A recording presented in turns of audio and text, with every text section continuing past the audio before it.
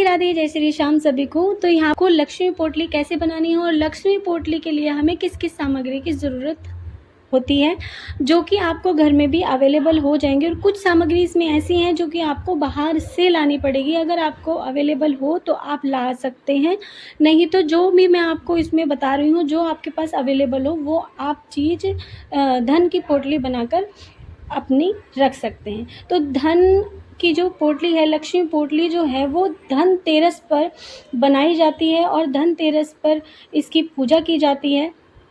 और जो भी सामग्री है सबकी पूजा होती है। और जो बड़ी दिवाली है उस पर भी पूजा करके अगले दिन इस पोटली को बंद करके, इसको आपको दोबारा से खोलना नहीं है, इसको पोटली को बंद करके अगले दिन दिवाली के आपको अपनी तिजोरी में रखना है, जहाँ आपकी तिजोरी है, जहाँ पर आप।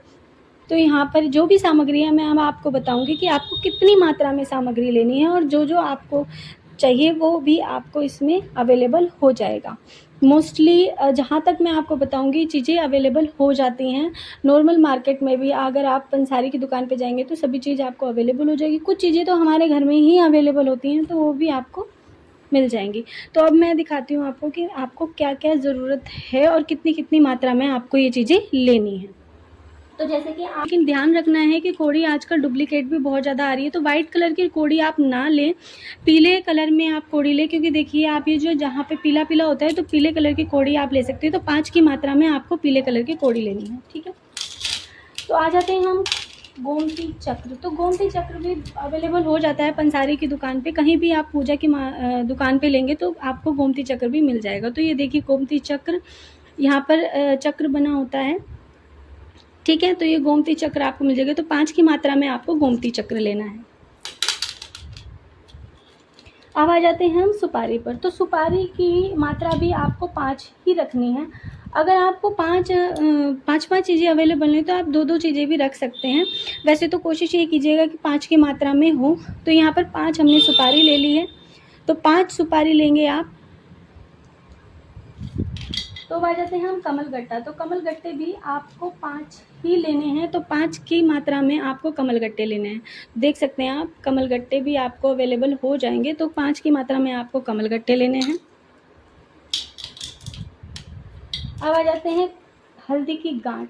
तो हल्दी की गांठ आप 2 भी ले सकते हैं, 5 भी ले सकते हैं, वो आपकी इच्छा है। तो मैंने 5 की मात्रा बताई है तो इसीलिए मैं 5 की मात्रा में आपको बता रही हूँ। तो 5 की मात्रा में आप हल्दी की गांठ भी ले सकते हैं।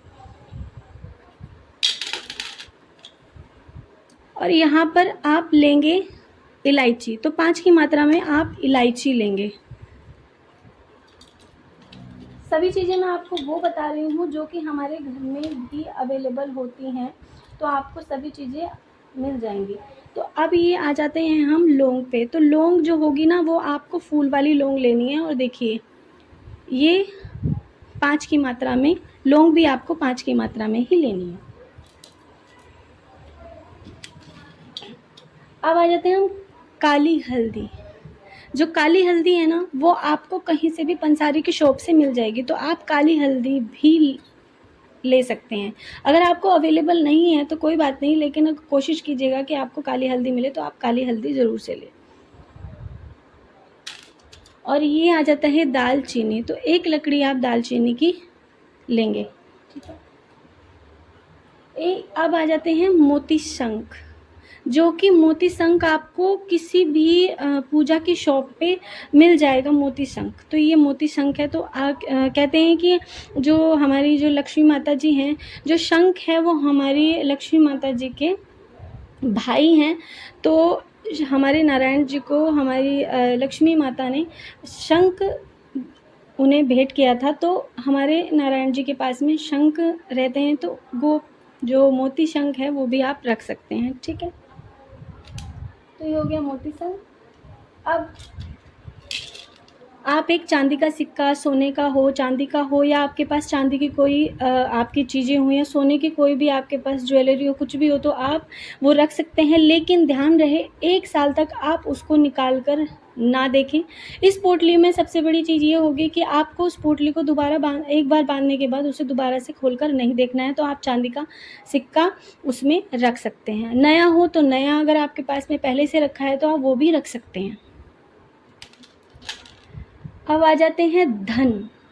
धनिया, धनिये का क्या मतलब होता है? धनिये का मतलब होता है धन से रिलेटेड। तो हमारी जो लक्ष्मी माता हैं उनको धनिया बहुत ज़्यादा प्रिय है, तो आप इस धनिये को आप ज़्यादा नहीं तो थोड़ी मात्रा में धनिया ज़रूर से रखें। ये आ जाते हैं गुंजा। ये एक होता है काला गुंजा, एक होता है सफ़ेद गुंजा और एक होता है लाल गुंजा। तो आपके पास में जो भी अवेलेबल हो, आप उन्हें 21-21 मात्रा में या 11-11 की मात्रा में आप इन गुंजाओं को रख सकते हैं। मेरे पास में 2 गुंजा अवेलेबल हैं, एक लाल वाला और एक सफ़ेद वाला, तो मैंने सफ़ेद और लाल ही रखा है। अगर आपके पास काला भी हो तो आप काला भी गुंजा रख सकते हैं। तो दोनों आप कोई सा भी गुंजा जो भी आपके पास अवेलेबल हो रख सकते हैं। अगर आपके पास में ये दोनों भी नहीं हैं, तीनों भी नहीं हैं, तो कोई बात नहीं, जो भी मैंने आपको सामग्री बताई है, जो कि आपके पास में अवेलेबल हो, जो भी इसमें से अवेलेबल हो, वो आप चीज़ें रख। लघु नारियल आपको 2 की मात्रा में रखने हैं, तो लघु नारियल भी आपको मोस्टली अवेलेबल हो जाएगा, पंसारी की शॉप से आपको मिल जाएगा, तो 2 हमें लघु नारियल रखने हैं। तो ये है एकाक्षी नारियल, जो कि हमारी लक्ष्मी जी को बहुत ज़्यादा प्रिय है। तो ये एकाक्षी नारियल भी पंसारी की शॉप से आपको बड़ी आसानी से मिल जाएगा, तो आप ये ला सकते हैं और रख सकते हैं। अगर ना मिले तो कोई बात नहीं, जो भी सामग्री अब रखनी है हम पैसे, तो आप जो भी आपके पास में 100 हो, 500 हो, जो भी हो आप रख सकते हैं। 1 रुपया हो तो आप 1 रुपये का भी सिक्का रख सकते हैं। तो मोस्टली जो भी चीज़ें हैं वो मैंने आपको बताई है। और हाँ, लास्ट हम रखेंगे भीमसेनी कपूर, क्योंकि कपूर हम इसलिए रखते हैं कि हमारी जो सामग्री हमने इसमें जो सामग्री ऐसी होती हैं, कोई सामग्री ऐसी होती हैं जो कि ख़राब हो जाती हैं 1 साल तक, तो ये जो भीमसेनी कपूर होता है ये उस सामग्री को ख़राब होने नहीं देता है। तो इसीलिए हम ये भीमसेनी कपूर रखेंगे। तो मैंने ये 2 टिक्की रखी है भीमसेनी कपूर की। तो यहाँ पर हम ये जो सारी जो सभी सामग्री हैं, तो यहाँ पर हम इस सामग्री को मोस्टली मैंने सभी सामग्री इसमें बता दिया आपको, क्या क्या सामग्री लगेगी और क्या क्या आपको इस पोटली में रखना है।